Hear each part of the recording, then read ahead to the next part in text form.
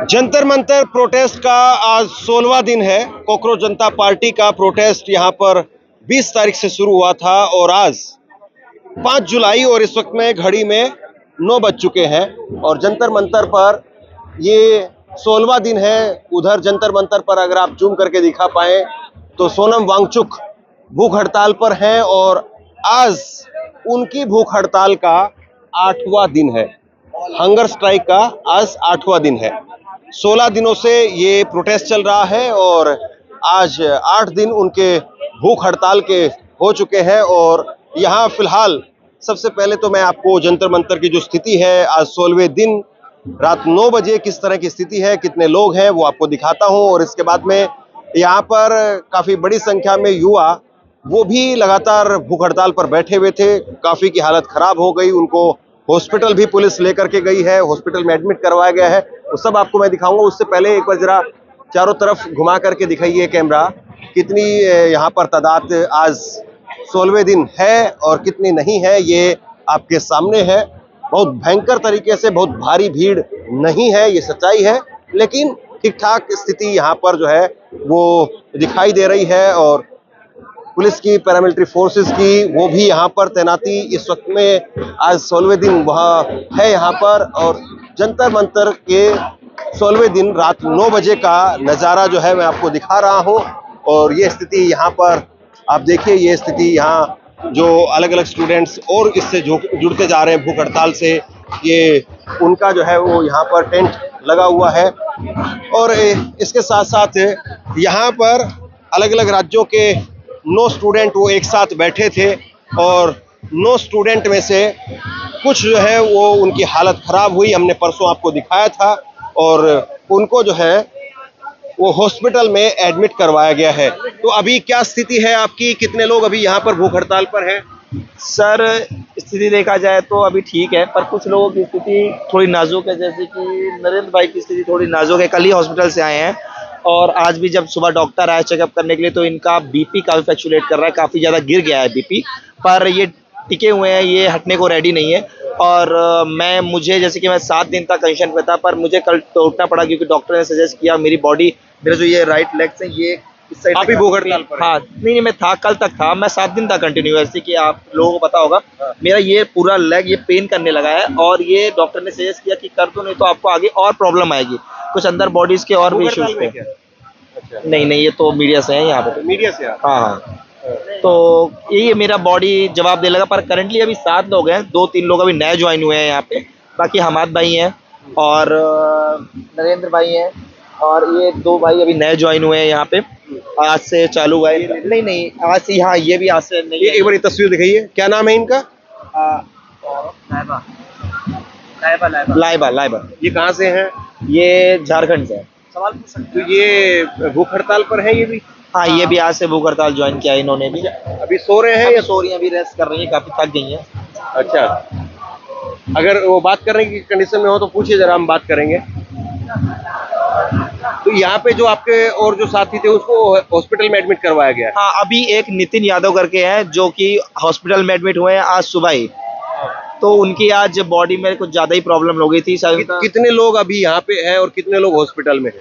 Currently यहाँ 7 लोग हैं और बाकी एक बंदा हॉस्पिटल गया हुआ है, उनकी तबीयत काफी ज्यादा खराब हुई तो मॉर्निंग टाइम में उन्हें डॉक्टर हॉस्पिटल लेके चले गए थे। तो आज अभी हमारे कुछ चेहरे जो है वो हमें यहाँ पर नजर नहीं आ रहे हैं। कुछ लोग बाथरूम गए हुए हैं, अभी 2-3 लोगों को पकड़ के ले गए हुए हैं बाथरूम। तो हमाद भाई वॉशरूम गए हुए हैं, स्वतंत्र वॉशरूम गया हुआ है, तो 2 लोग उनको लेके गए हैं, 3-4 लोग पकड़ के।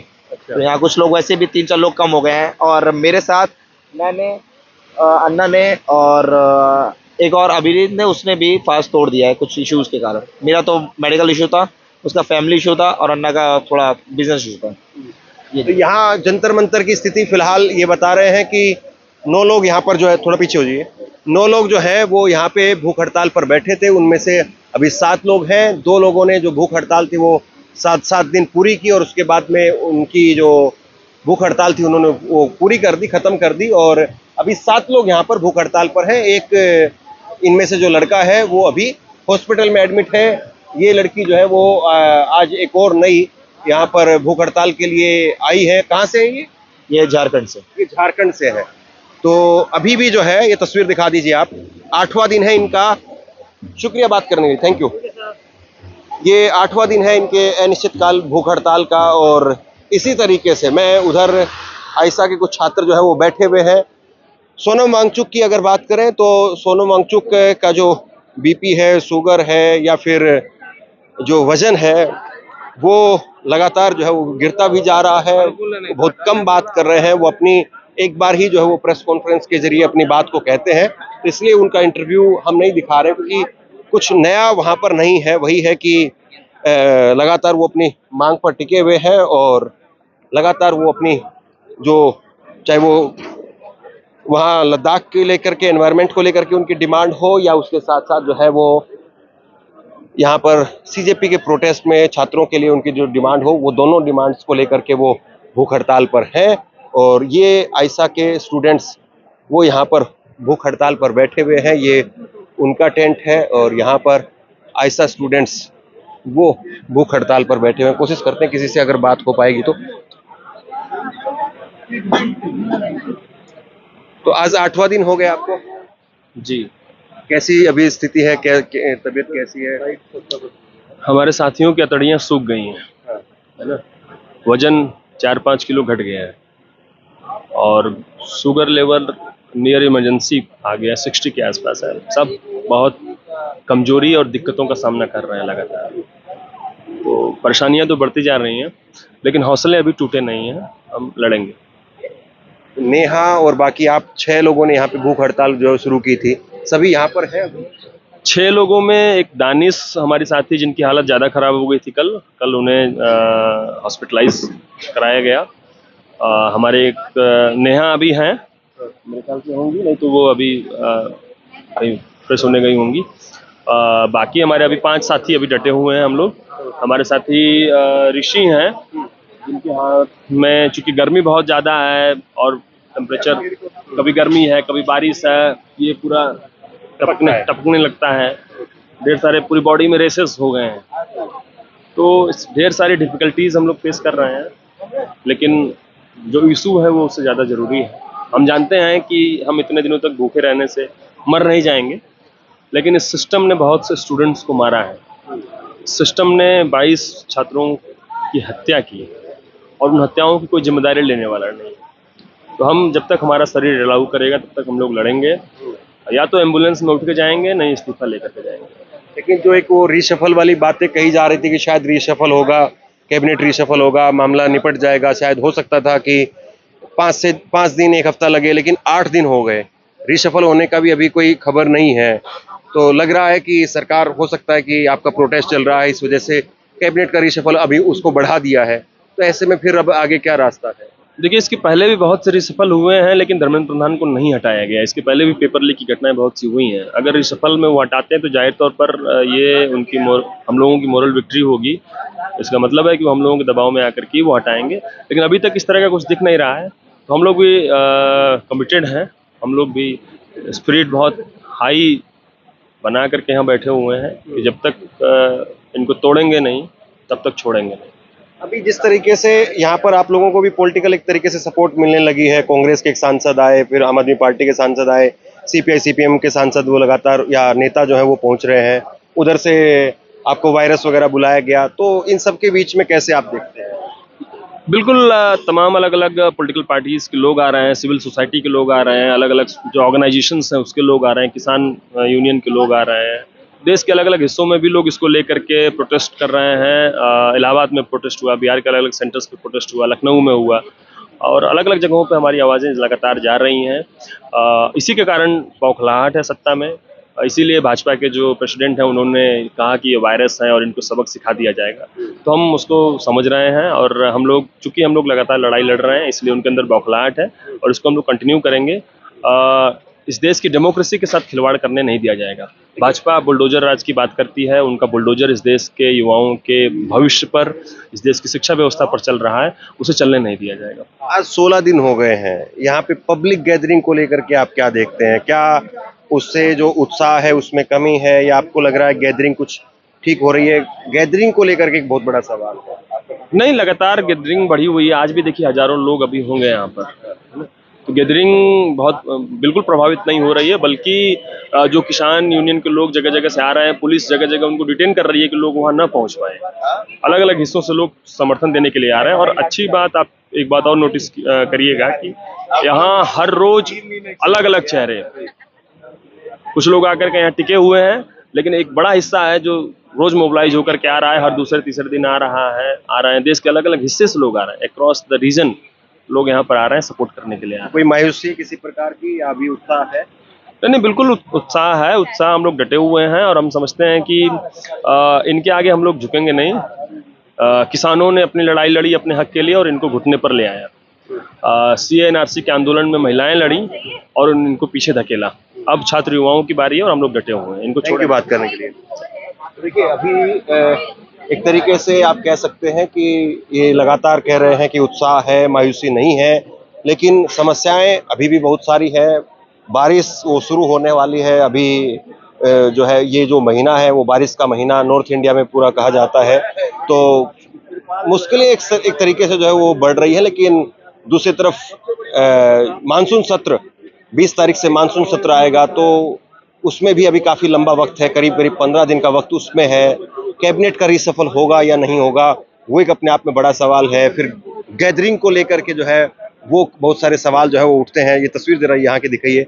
और इस बीच में ये 16 दिनों से लगातार जो है वो प्रोटेस्ट यहाँ पर चल रहा है और 8 दिनों से ये भूख हड़ताल यहाँ पर आपको दिखाई दे रही होगी। और ये तस्वीर इस वक्त में जंतर मंतर की ये तस्वीर मैं जो है आपको दिखा रहा हूँ। अभी फिलहाल चूंकि बारिश और उस तरीके से लगातार मौसम खराब रहता है, इसलिए नीचे जो दरी थी वो हटा दी गई है और रात को सोते टाइम पर जो है ये लोग बिछाते हैं और उसको फिर से जो है वो हटा दिया जाता है। तो ये यहाँ की जंतर मंतर की जो है वो तस्वीर है, ये यहाँ की स्थिति है।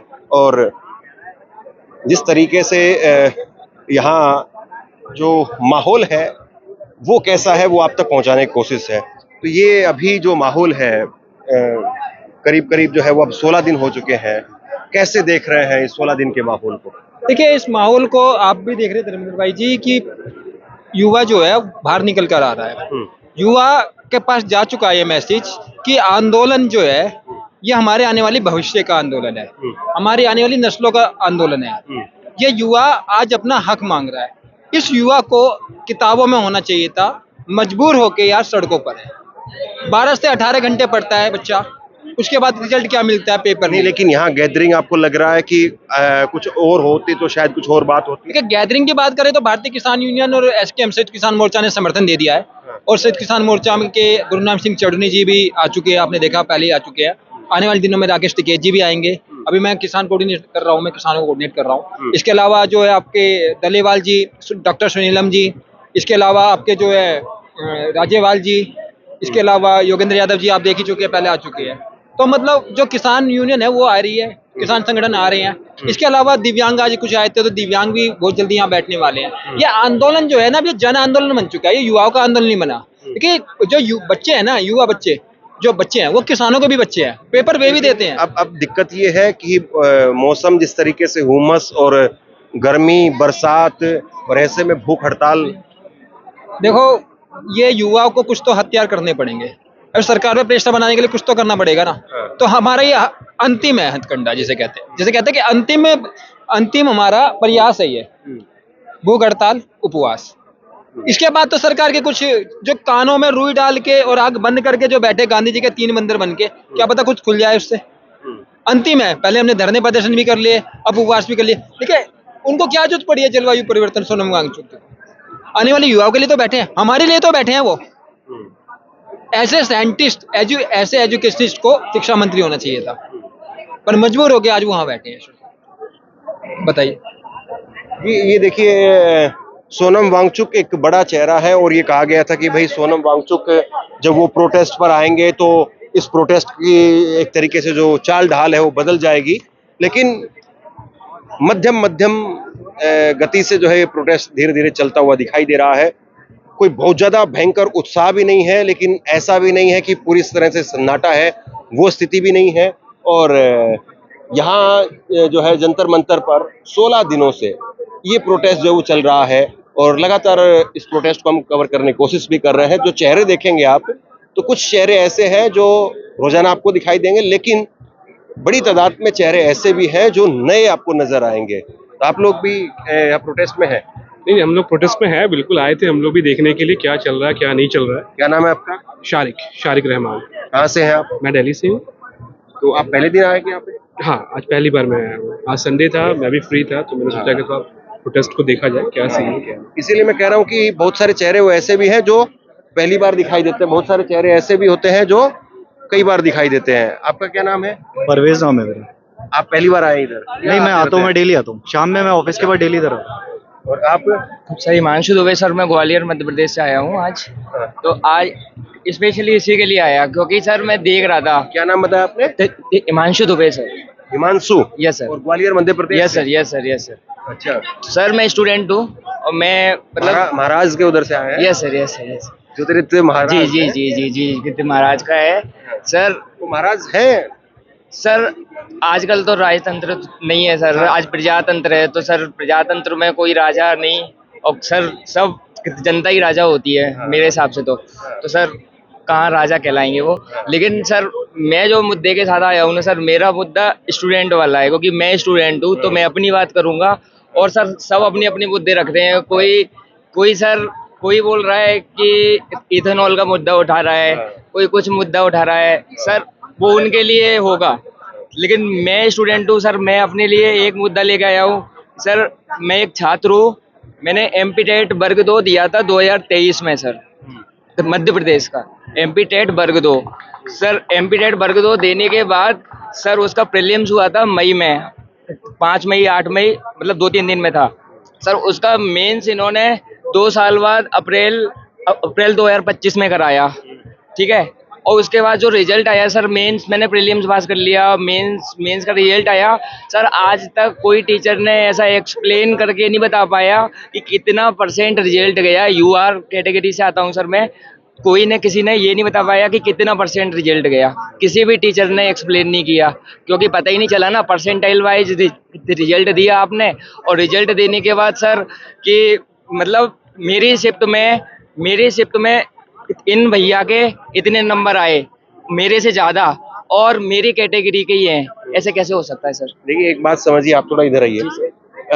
मैंने महाराज का जो है जिक्र इसलिए किया था कि जब सिंधिया कांग्रेस छोड़ करके बीजेपी में गए थे तो वो ये कहते थे कि भाई मुझे कमलनाथ और दिग्विजय सिंह और वो जो खेमा है ना, वो बोलने नहीं दे रहा, सड़क पर नहीं आने दे रहा है, इस तरह की बातें उन्होंने कही थी। तो जब महाराज उधर गए तो खामोश। एक इधर भी एक ऐसे ही नए महाराज पैदा हुए थे, जैन वाले, चड्डा जी, और वो भी उधर गए तो चाय समोसा वो भी खत्म। और ऐसा नहीं कि केवल अल्पसंख्यक है, मुसलमान है या दलित है, ओबीसी है, केवल वही है, ये जनरल कैटेगरी से है? जी सर। तो हर तबके का जो छात्र है वो यहाँ फिलहाल जो है वो पहुंचता हुआ दिखाई दे रहा है। बाकी इनके जो जनप्रतिनिधि हैं या जो बोलने की बात करते हैं, जो अपने आप में बहुत बड़े बड़े राजा महाराजा बने हैं, वो ग्वालियर में या कहीं और बैठ करके, या चाहे चड्डा साहब, चाहे वो हो, कोई भी हो, वो कितना लोगों की बात सुन रहे हैं वो तो आपके सामने है ही। सर राघव चड्ढा की बात हुई है तो एक शब्द सर, ये इंडियन पेपर लीक किसने दिया था? आईपीएल की तर्ज पे दिया था इंडियन पेपर लीक सर, उन्होंने ही दिया था। और जिस दिन से वो सर बीजेपी में गए हैं उस दिन से सर कभी भी उनका कोई भी एक भी बयान मैंने नहीं सुना। उसके सर मैंने यूपीएसआई दिया था अभी सर, शायद आपने उत्तर प्रदेश के एग्जाम के बारे में सुना होगा। उत्तर प्रदेश में जो धांधली हुई है अभी यूपीएसआई का सर, वो 3 टीचरों की कोचिंग बंद कर दी गई, विवेक सर और तिवारी सर वगैरह, इन लोगों की कोचिंग बंद कर दी गई। क्यों सर? उन्होंने हमारे लिए आवाज उठाई सर मैं यूपीएसआई एस्पिरेंट था, मतलब अभी इसलिए नहीं हूँ क्योंकि मैं इनके कारण बाहर हो गया सर मेरे 400 में से 350 मार्क्स थे, 400 में से 350 सर। मैं फिजिकल की तैयारी करने लग गया था, फिजिकल की तैयारी करते करते मेरी दौड़ भी आ गई थी, सब कुछ करने लग गया था सर। दौड़ आने के बाद सर कट ऑफ कितना गया यूआर का? यूआर 370 400 में से सर 92% फिजिकल का कट ऑफ सर। ऐसा कैसे हो सकता है सर? कोई ये जितने भी टीचर्स हैं ना सर, आपको पता है कि उनका क्या चलता है कि सर ये हाल ही इनके जितने बच्चे होते हैं ये पहले इंटरव्यू ले लेते हैं, कुछ भी कर देते हैं। लेकिन कोई भी बच्चा सर ऐसा नहीं था कि जिसने इंटरव्यू दिया हो कि मेरे 365, 370, 380, 385 नंबर आ रहे। और सर जिस दिन रिजल्ट आया तो 92% फिजिकल का कट ऑफ सर मैं नहीं सोच सकता सर। आज तक पूरे भारत में कोई भी ऐसा एग्जाम नहीं जिसका फिजिकल का कट ऑफ 92% गया हो। और सर अभी फिजिकल के बाद फाइनल मेरिट आएगी तो वो फाइनल मेरिट कितना ऊंचा जाएगी सर, 95, 96, 97, 98% जाएगी सर। ये इसका एक फॉर्मूला ये भी कहा जाता है कि भाई वो नॉर्मलाइजेशन। डिमांड और सप्लाई वाला मामला भी है कि भाई सप्लाई ज्यादा है, डिमांड कम है, नौकरियां कम है, लड़के ज्यादा हैं, इसलिए कट ऑफ को जो है ऊपर रखा जाए। अपने आप बहुत सारे लोग जो छटनी से बाहर हो जाएंगे। तो ये इस तरीके से भी बहुत सारी बातें चलती हैं, लेकिन लोगों के बीच में चीजें हैं, लोग जानते हैं, समझते हैं। और ऐसा नहीं है कि खाली यहाँ पर भीड़ बढ़ाने के लिए और तादाद बढ़ाने के लिए लोग हैं। अगर आप कैमरा रखेंगे, माइक रखेंगे उनके सामने, तो बहुत कुछ ऐसा भी है जो उनके अंदर से निकल करके सामने आता है। तो बहरहाल ये 16वें दिन की यहाँ पर ग्राउंड रिपोर्ट हमने आपके सामने रखी। इस रिपोर्ट को शेयर कीजिए और आप क्या सोचते हैं नीचे कमेंट सेक्शन में लिख करके जरूर बताइए। वीडियो को लाइक कीजिए और चैनल को सब्सक्राइब जरूर कीजिए। शुक्रिया, थैंक यू।